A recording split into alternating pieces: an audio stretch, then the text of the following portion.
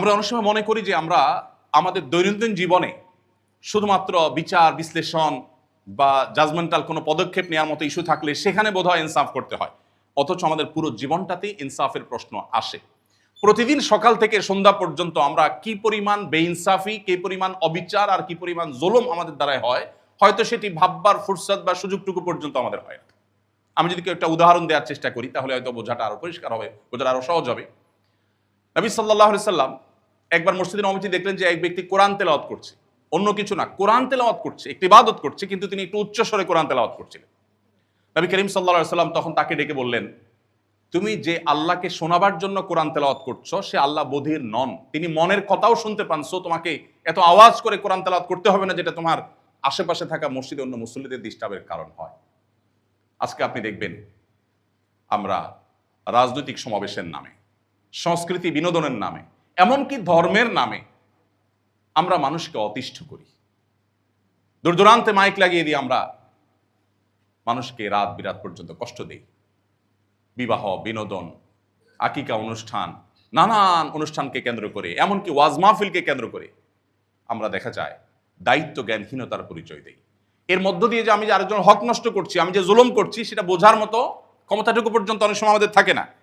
প্রিয় ভাইরা আমার, নবী করিম সাল্লাল্লাহু আলাইহি সাল্লাম যে দিন শিখিয়েছেন আমাদেরকে, সেখানে ইনসাফ পরিপন্থী কিছুই থাকতে পারবে না। আপনি সোশ্যাল মিডিয়াতে কোনো একটা নিউজ পেয়েছেন নেগেটিভ কারোর ব্যাপারে, আপনি সেটা প্রচার শুরু করে দিলেন।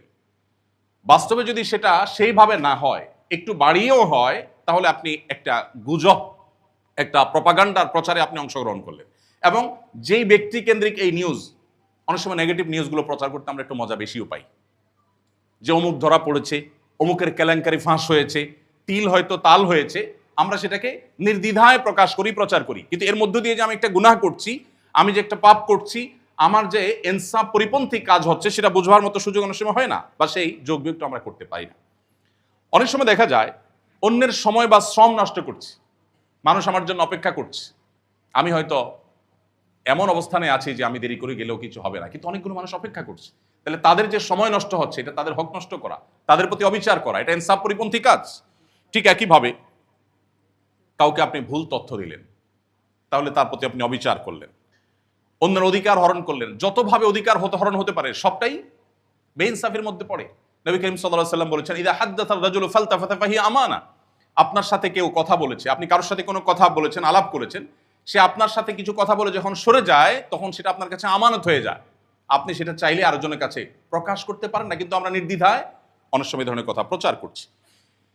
আপনি পাবলিক বাসে যাচ্ছেন, পাবলিক পরিবহনে যাচ্ছেন, আপনার পাশের সিটের লোকটা আপনার দ্বারা কষ্ট পাচ্ছে কিনা, আপনি দাঁড়াচ্ছেন, পাশের লোকটা কোনো ডিস্টার্ব হচ্ছে কিনা, এটা দেখা গুরুত্বপূর্ণ। বাট আমরা নিজের স্বার্থ এবং শুধুই নিজের সুবিধাটা বিবেচনা করি। অনেক সময় দেখা যায় আমি নামাজে কালামে ধার্মিক, আমি অন্যান্য ক্ষেত্রে ধার্মিকতার পরিচয় দিই, কিন্তু এই সময়টাতে আমার ধার্মিকতার কথা আমাদের মাথায় আসে না, অথচ সেখানেও কিন্তু আমার মাধ্যমে অবিচার হতে পারে, ইনসাফ পরিপন্থী কাজ হতে পারে।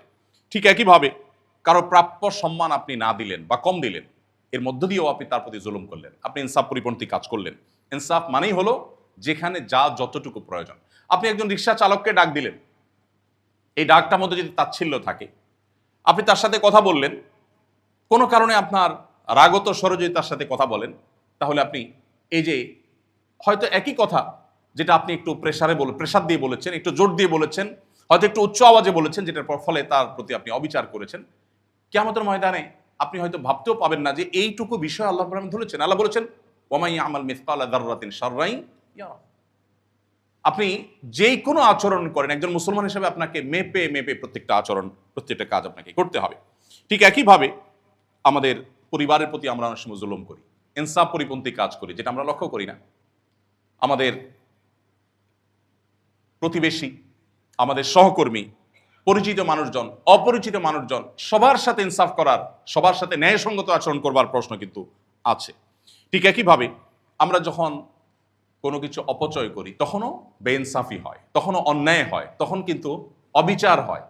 এবং সেটা যে অবিচার, এটা অনেক সময় আমরা মাথায় রাখি না। আমি মনে করি আমার টাকার কেনার জিনিস, দেখুন গোটা পৃথিবীর সব সভ্যতা আপনাকে বলবে আপনার টাকার কেনার জিনিস আপনি নষ্ট করছেন, অপচয় করছেন, আপনি কিছু খাচ্ছেন, কিছু ফেলে দিচ্ছেন, কারোর কিছু বলার নাই। ইসলাম বলে না, আপনার এই স্বাধীনতা আপনাকে দেয়া হয়নি, আপনি ফেলতে পারেন, কিন্তু কিয়ামতের দিন আপনাকে প্রতিটি দানা সম্পর্কে জিজ্ঞাসিত করা হবে।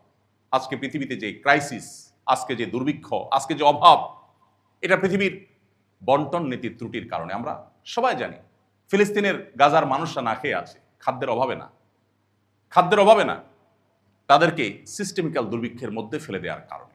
ঠিক একইভাবে আমি যখন খাবারের অপচয় করি, ঠিক ওই সময়টাতে পৃথিবীর কোথাও না কোথাও কেউ না কেউ হয়তো খাবারে কষ্ট করছেন। ইসলাম আমাকে সেটা অ্যালাউ করে না। একজন মুসলমান তিনি যতটা দায়িত্বশীল হবেন, পৃথিবীতে তার মতো এত দায়িত্বশীলতা পৃথিবীতে অন্য কোনো মানুষের মধ্যে পাওয়ার কথা নয়।